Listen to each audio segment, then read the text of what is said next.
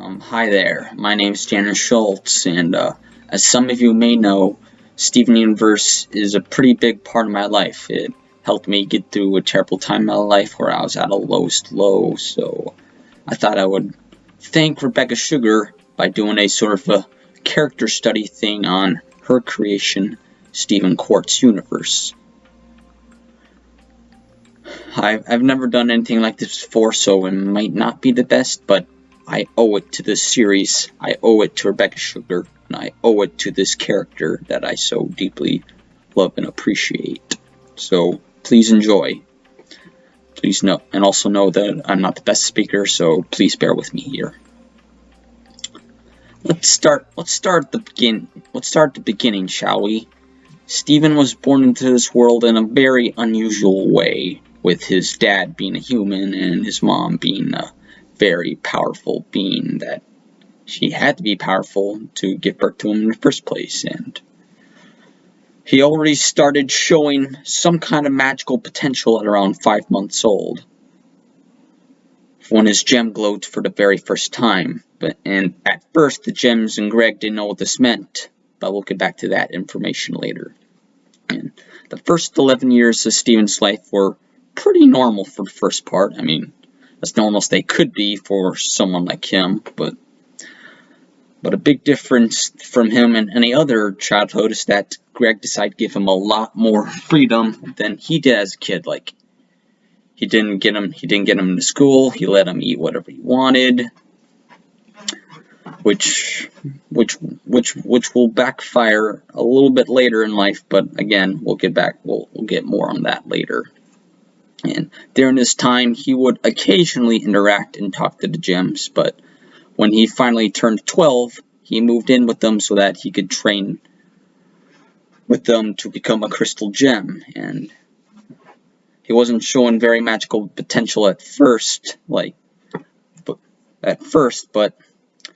all that changed when his favorite snack, the Cookie Cat, was discontinued.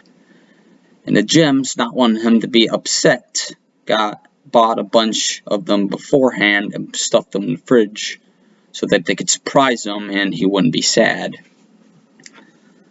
And then when he found out about it, he was super happy, and when he bit into it, he was happy, and then his gem started to glow. And eventually he summoned his weapon, a shield. And at that point, and now the gems knew that he did have magical abilities, but they didn't know how to bring him out of him. So they started testing him by bringing him on missions to see what he could bring to the table. And vice versa, he learned more about the gems as he went on more missions. And soon a couple missions in, they realized that Steven is a big help because he looks at stuff from a different angle that they wouldn't think about because he's human. And eventually he and the gems did finally learn that his powers derive from his emotions, like his floating powers.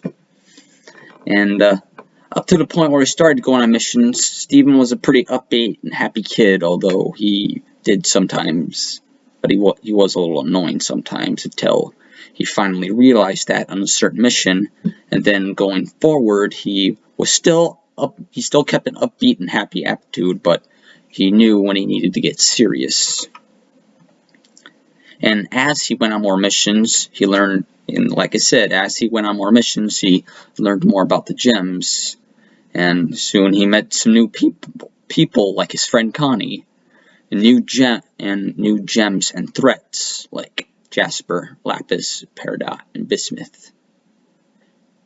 And then soon he realized that this universe is a little more dangerous and dark than he originally thought, and which kind of got him down a little bit. And at first he was keeping his friends happy because he didn't want to hurt their feelings and wanted to keep them happy like he did in the episode To Test.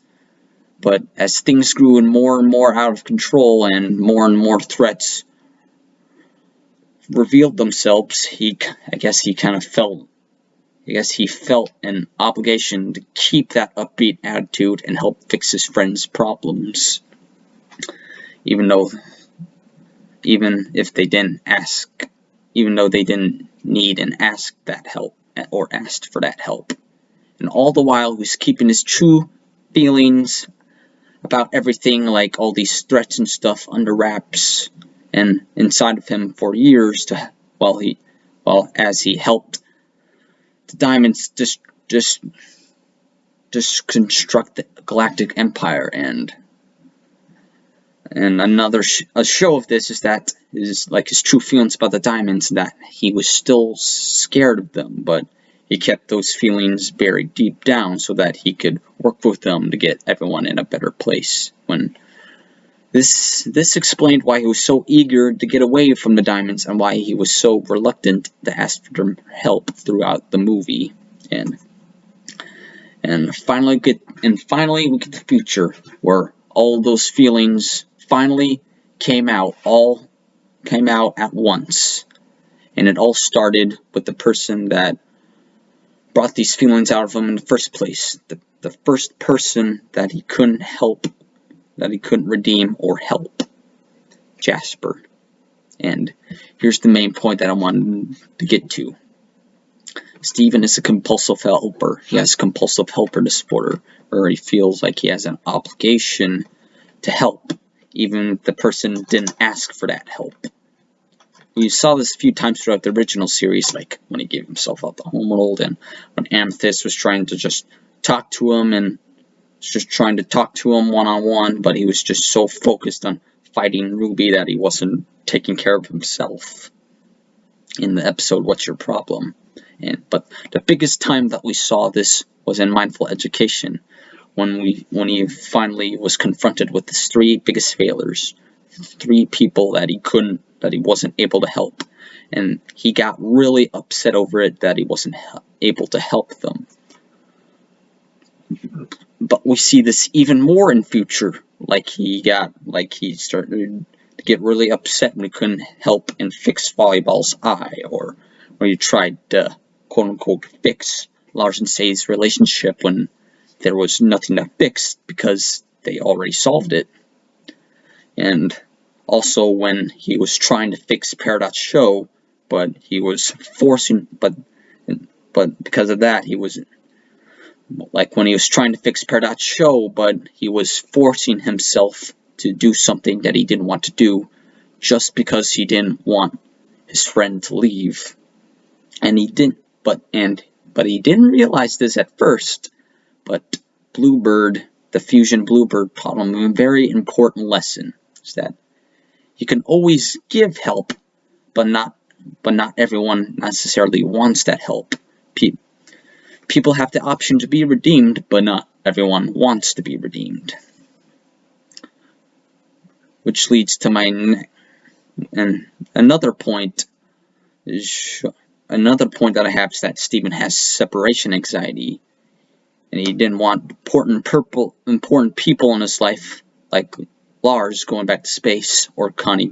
He didn't want important people in his life leaving, like Lars going back to space or Connie going to college. So he did all these things to try to keep them here, which just ended up making the situations worse.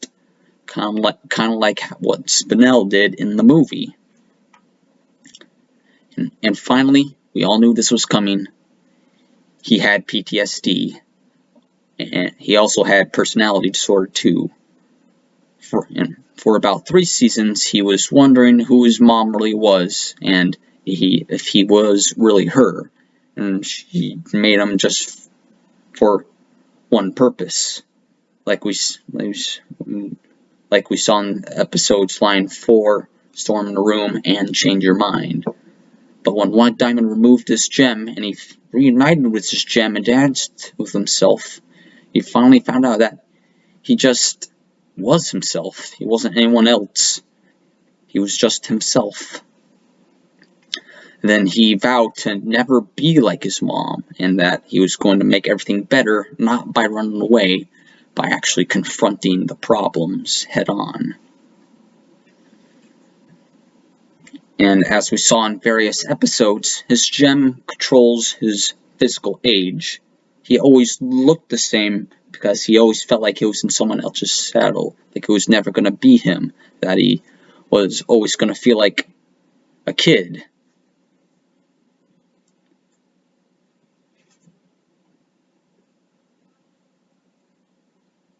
But he finally learned that, and over the next 2 years, when he finally learned that he was just himself, that his body slowly grew over time, those past 2 years, to show his proper age, and not just grow suddenly and unnaturally like in previous episodes, like Steven's birthday and so many birthdays. But in the future, this random growing returns, but it's even worse, because he knows that he's just himself, but he was spending so much time trying to he was spending so much time basing his expectations on being like someone else that he didn't know who he was, because he spent hardly any time working on himself. And about his PTSD, like we saw in the episode Growing Pains, that all the dangerous stuff that he went through the original series, like the movie, like he saw the world almost end a bunch of times, that it caused his emotions to grow out of proportions, and with growing again suddenly and activating new powers that were harmful to him and his friends.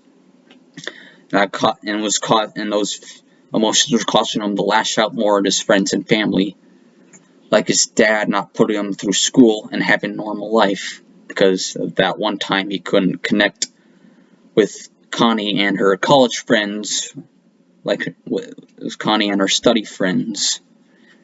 And because of that, that's how he ended up almost killing Greg in a car accident, because his dad made a couple mistakes.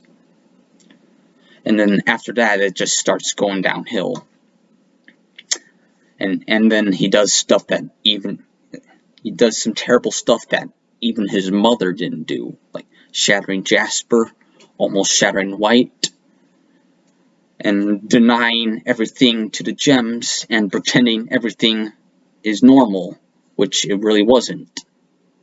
And then when he started denying that stuff, he went to go fix things in Little Homeworld, and he made them worse, which caused him to deny it even further, and which made him even worse. And the gems,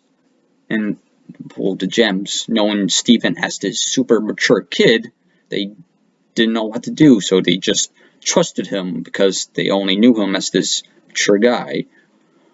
So they just take his word for it that he's fine, which makes his condition even worse.